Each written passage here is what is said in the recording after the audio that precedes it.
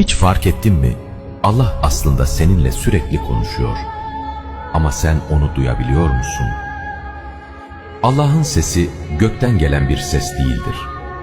O sana hayatının içinde sessizce işaretler bırakır.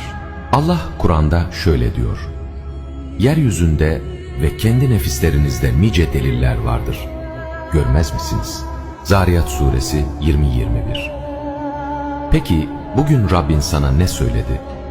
Kendini, hayatını, yaşadıklarını hiç bu gözle görmeye çalıştın mı?